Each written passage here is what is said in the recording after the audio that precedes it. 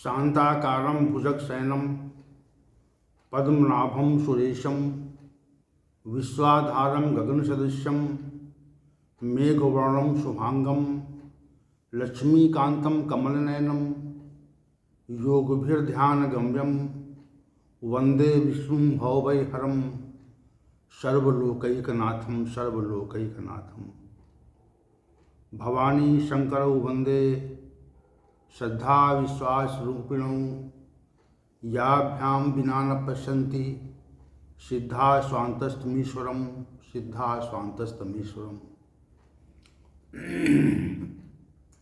वसुदेवसुतं देवं कंसचाणूरमर्दनं देवकी परमानंदं श्रीकृष्णं वंदे जगद्गुरुं श्रीकृष्णं वंदे जगद्गुरुं। कृष्णाय वासुदेवाय हरे परमात्मने प्रणतक्लेशनाशाय गोविंदाय नमो नमः गोविंदाय नमो नमः।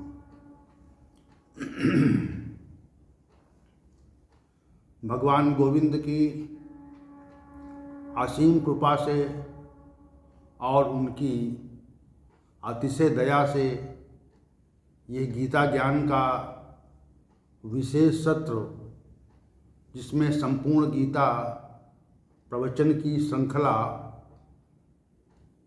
का शुभारंभ हुआ है और वह श्रृंखला नित्य निरंतर अपने गंतव्य की ओर गतिमान है। इसमें भगवान श्री गोविंद की ही कृपा है और ज्ञान के स्वामी भगवान शंकर का इसमें विशेष सहयोग है। और हम सभी जो लोग, जो महानुभाव इस गीता ज्ञान यज्ञ में उपस्थित होते हैं, उन सभी गीता प्रेमी महानुभावों का भी इस विशेष सत्र के आयोजन में विशेष सहयोग है। हम ये कहना चाहेंगे कि बिना हरि की कृपा से हमें कभी सफलता मिलती नहीं, और जो सफलता मिलती भी है हमारे कर्मों के सापेक्ष वह आधी अधूरी होती है। और ये सफलता जो हम लोगों को प्राप्त हो रही है, ये एक लंबी अवधि तक जो इसका संकलन हो रहा है वह यूट्यूब पे हो रहा है, इसलिए ये एक लंबी अवधि तक श्रृंखला जीवित रहेगी और इसको गीता प्रेमी महानुभाव इसका दर्शन करेंगे तो भविष्य की को भी दृष्टि में रखकर ये संपूर्ण कार्य श्री भगवान की अनुकंपा से संचालित किया जा रहा है और भगवान श्री हरि इस कार्य में अपना सहयोग दे रहे हैं। ऐसी उनकी विशेष कृपा से ही ये संभव हो रहा है। तो ये जो सत्र चल रहा है ये संपूर्ण गीता प्रवचन की श्रृंखला के लिए चल रहा है। हम सभी को ये बात ज्ञात है। तो हम वर्तमान समय में अध्याय संख्या 13 क्षेत्र क्षेत्रज्ञ योग पर विचार कर रहे हैं और उसका श्लोक संख्या 15 का लगभग संपूर्ण भाग हो गया था। इसमें जो उत्तरार्ध अंश है, इसमें वह परमात्मा अंतिके और दूरस्थम, यानी वह परमात्मा बहुत ही समीप है और बहुत ही दूर है, इस विषय का व्याख्यान अवशेष रह गया था। तो इस विषय को व्याख्यान को हम भगवान श्री हरि की कृपा से निरूपित करने का, उसे व्याख्यापित करने का प्रयत्न कर रहे हैं। तो वो परमात्मा अत्यंत समीप है। वो परमात्मा सभी प्राणियों के अत्यंत समीप है और सभी के दूर भी स्थित है, यानी हमसे उसकी बहुत दूरी है और हमसे उसकी समीपता बहुत है। ये श्री भगवान ने उस अनादि परब्रह्म के लिए दो तथ्य और कहे। तो अब वो समीप कैसे है और दूर कैसे है? हम सभी लोग जो भी हैं इस संसार में, इस जगत में हैं, तो उसमें से अधिकांश मनुष्य उस परम सत्ता को जानने की इच्छा नहीं करते हैं, और इच्छा न करने के कई कारण हैं। जैसे हम सभी, कुछ लोग उस परमात्मा के अस्तित्व को स्वीकार नहीं करते हैं। एक तरह के तो वो लोग हैं जो परमात्मा के अस्तित्व को स्वीकार नहीं करते। दूसरे तरह के स्वीकार नहीं करते हैं, जब परमात्मा के अस्तित्व को लोग स्वीकार नहीं करते हैं, तो उसकी प्राप्ति के बारे में प्रयत्न या इच्छा करने का प्रश्न समाप्त हो जाता है। जैसे किसी वस्तु के बारे के अस्तित्व के बारे में जब हम सोचते हैं कि इसका अस्तित्व है और वह हमारे लिए मौलिक है, हम उसी के अस्तित्व के कारण ही संसार में उपस्थित हैं, हमारा अस्तित्व है। जब हम ये बात मान लेते हैं तो वो उस वस्तु और व्यक्ति या स्थिति को प्राप्त करने का प्रयत्न करते हैं। लेकिन यदि हम ये मान लें कि वह है ही नहीं, वो परमात्मा है नहीं, तब जब है नहीं तो उसकी प्राप्ति की इच्छा, उससे उसके साक्षात्कार का भाव हमारे मन में प्रकट नहीं होता है। भाई, साक्षात्कार की इतनी इच्छा तब प्रकट होगी जब उसके अस्तित्व को मानेंगे। तो इस जगत में जितनी भी जनसंख्या है, उसमें एक बहुत बड़ी जनसंख्या ऐसे लोगों की भी है जो परमात्मा के अस्तित्व को स्वीकार नहीं करते हैं। तो जब स्वीकार नहीं करते हैं, अस्वीकार करते हैं, तो अस्वीकार करने के कारण उसको प्राप्त नहीं करना चाहते हैं। एक बात तो ये है। और बहुत से लोग परमात्मा के अस्तित्व को स्वीकार करते हैं कि हाँ है, लेकिन वह भी है, और ये है जो उसके द्वारा बनाया हुआ जगत भी है। क्या है?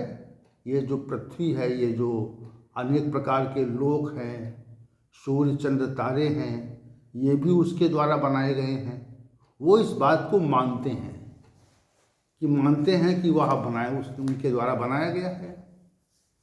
लेकिन ये मानकर भी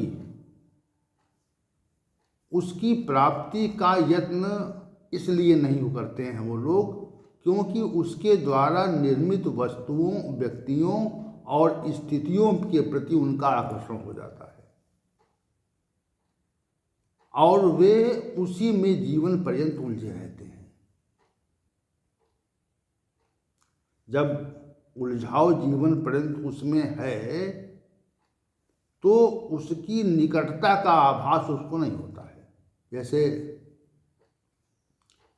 यहाँ पर एक तथ्य और है, जैसे वह परमात्मा अव्यक्त है, निराकार है, और वह अव्यक्त और निराकार उस परमात्मा ने ही इस जगत को आकार दिया है और इस जगत को व्यक्त किया है। ये विशेष बात है। उस अव्यक्त परमात्मा ने ही इस जगत को आकार दिया है और इस जगत को व्यक्त या प्रत्यक्ष किया है। निराकार सत्ता इस जगत को आकार देती है और वह ही सत्ता जो व्यक्त नहीं है यहाँ पर इस जगत को व्यक्त करती है। दो बातें हैं इसमें। तो जो सत्ता अव्यक्त है इस संसार को व्यक्त कर देती है, जो आकार है, निराकार है, इस संसार को आकार दे देता है। तो उस सत्ता का जो कार्य है वह हमें प्रतीत होता है, दिखता है। लेकिन जो अव्यक्त सत्ता है वह हमको प्रतीत नहीं होती, दिखती नहीं, और हमें उसका कार्य दिखता है।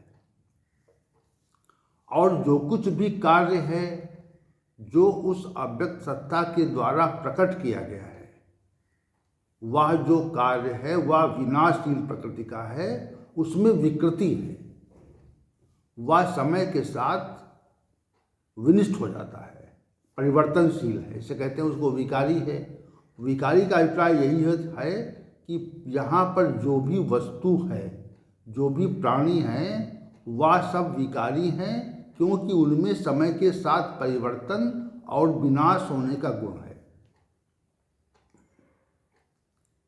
तो जब इस समग्र सत्ता को इस निराकार ब्रह्म ने उत्पन्न किया, उस अव्यक्त ब्रह्म ने उत्पन्न किया, तो उसने अपनी स्थिति भी इस जगत में बनाई। क्योंकि अगर स्थिति नहीं होगी, उसकी उपस्थिति नहीं होगी, तो इस जगत का संचालन नहीं हो सकता। तो अपनी उपस्थिति के कारण वह हमारे समीप है, उसकी उपस्थिति है, क्योंकि निर्माण किया गया, और निर्माण करने के पश्चात उस निर्माण पर नियंत्रण करने के लिए उसने इस जगत में अपनी उपस्थिति बनाई, उपस्थिति रहती है उसकी, और उपस्थिति होने के कारण ही ये जगत नित्य निरंतर गतिमान है, चल रहा है। यदि उसकी अनुपस्थिति हो जाए तो ये जगत भी अनुपस्थित हो जाए, तो उसकी उपस्थिति रहती है, लेकिन वह उपस्थिति जो है हमारे समीप है। जैसे हम बैठे हुए हैं, आप लोग बैठे हुए हैं, तो यहाँ पर भी वह अव्यक्त परमात्मा निराकार स्वरूप में व्यक्त हो रहा है। इतनी सी बात है। वह अव्यक्त परमात्मा भी निराकार स्वरूप में अव्यक्त हो रहा है। आकार न होने के कारण उसका हम दर्शन नहीं कर पा रहे हैं। इतनी सी बात है। वह जो अव्यक्त परमात्मा है, अव्यक्त ब्रह्म है, जिसको श्री भगवान ने अनादिमत परम ब्रह्म कहा है, तो वह अनादिमत परम ब्रह्म इस जगत में हमारे समीप बैठा हुआ है, पास में है।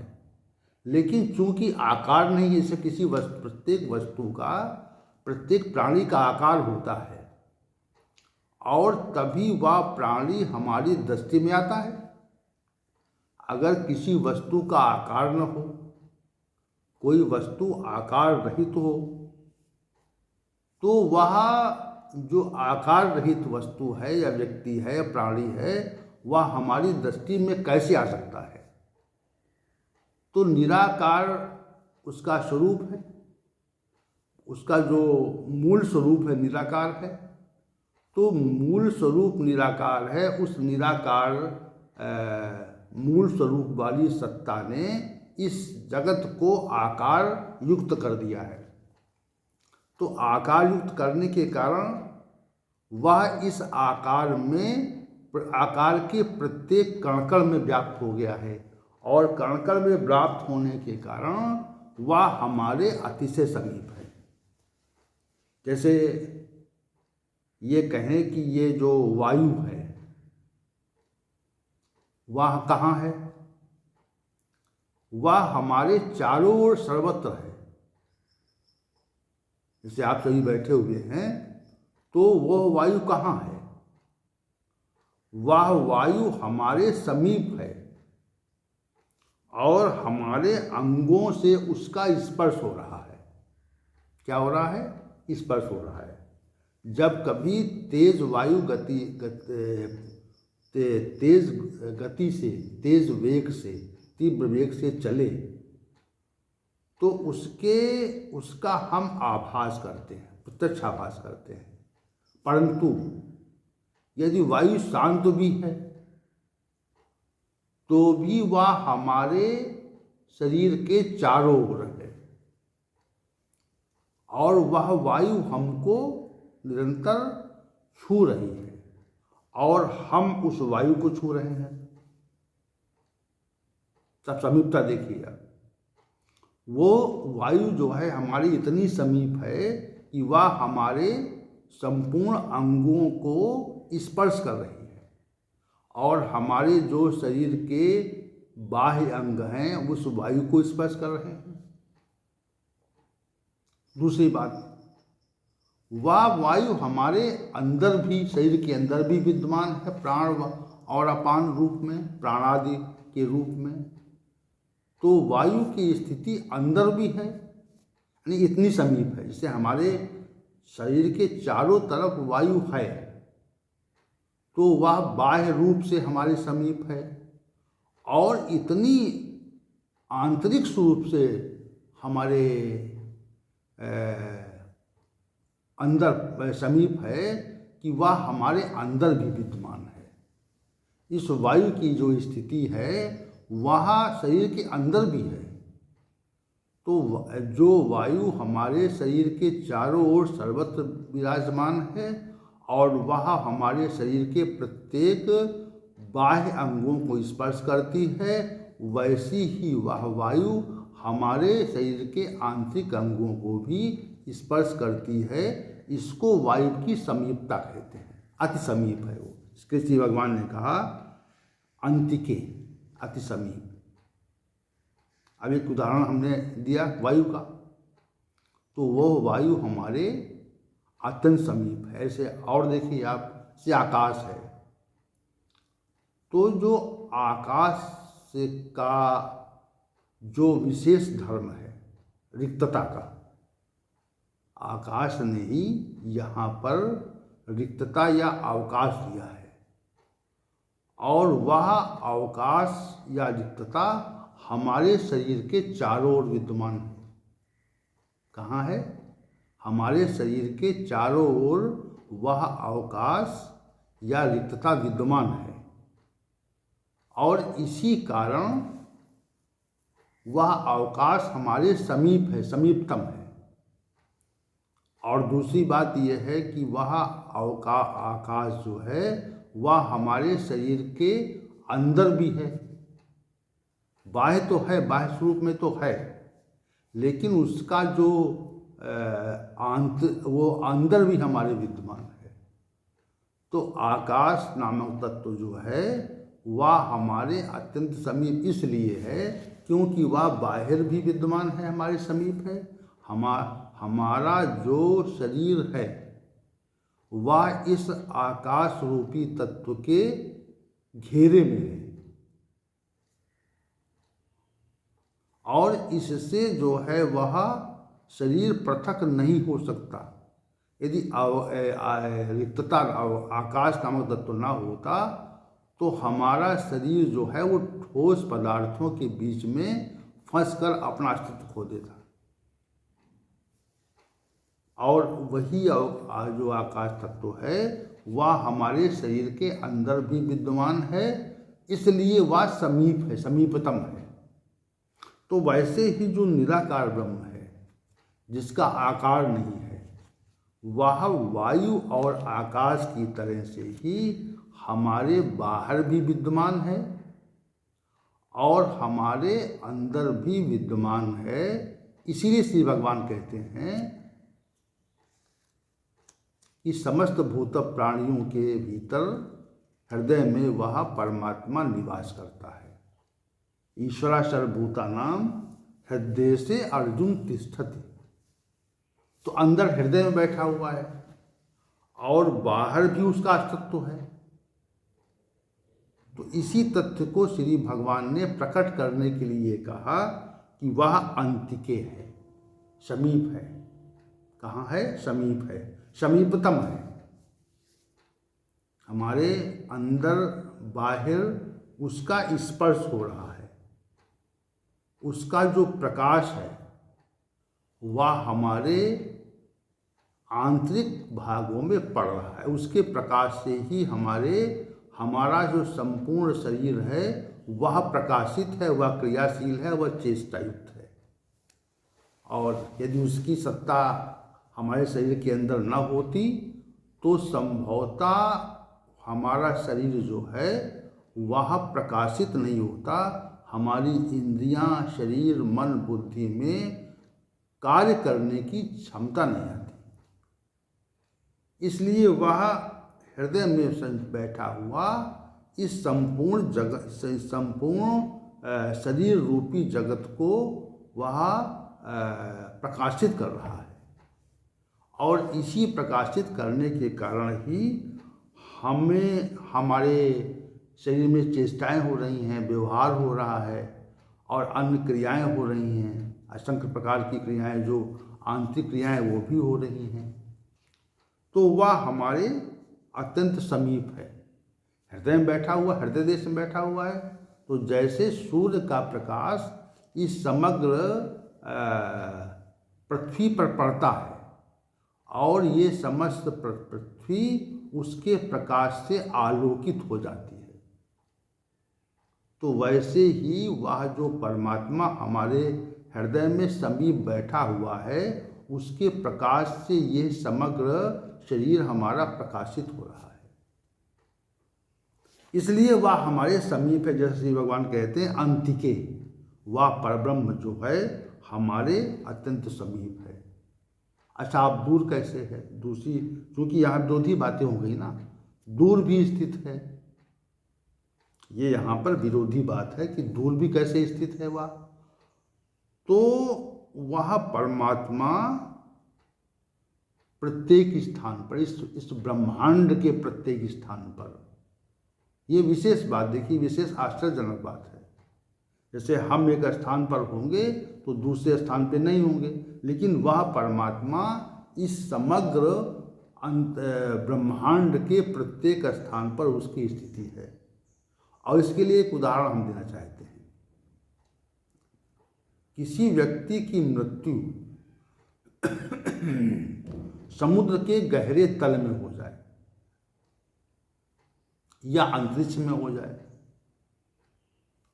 या ऊंचे दुर्गम पहाड़ों पर हो जाए या घने जंगल में हो जाए, जहाँ वन प्रदेश है, जहाँ मनुष्य का कोई अस्तित्व नहीं है, या ध्रुव प्रदेश में हो जाए जहाँ पर बर्फ ही बर्फ है, परंतु मृत्यु होने के पश्चात जो चेतन तत्व जो इस शरीर से निकलता है, उस चेतन तत्व को उस परमात्मा की व्यवस्था के अधीन जो देवदूत हैं वह उसे अपने नियंत्रण में ले लेते हैं। तो ये किस लिए होता है? क्योंकि उसकी व्यवस्था उस दूरस्थ स्थान पर भी उपस्थित है जहाँ पर मनुष्य का अस्तित्व नहीं है। इसलिए कितना भी दूर स्थान हो, वहाँ पर उसकी व्यवस्था भी है, वहाँ पर उसके सेवक भी हैं और वह वहाँ पर स्वयं भी उपस्थित है। ये विशेष बात है कि वह वहाँ पर स्वयं भी दूरस्थम कहा है, वह दूर स्थान पर ही, पास समीप की बात तो हो गई थी, अंतिके जो पद कहा था उस पर चर्चा हुई थी। अब जो दूरस्थम पद कहा है श्री भगवान ने कि वह दूर भी स्थित है, तो दूर ये स्थित है कि वह दूर से दूर स्थान पर, जो हमारी कल्पना शक्ति के बाहर हो, जो हमारी कल्पना शक्ति में भी हो। इसे हमने इस ब्रह्मांड को आज तक किसी वैज्ञानिक ने समग्रता से, संपूर्णता से उसका परिमाण नहीं देख पाया है, न उसको चिन्हांकित कर पाया है कि कहाँ तक है वो। लेकिन चिन्हांकित न किए जाने वाले इस असंख्य ब्रह्मांड में,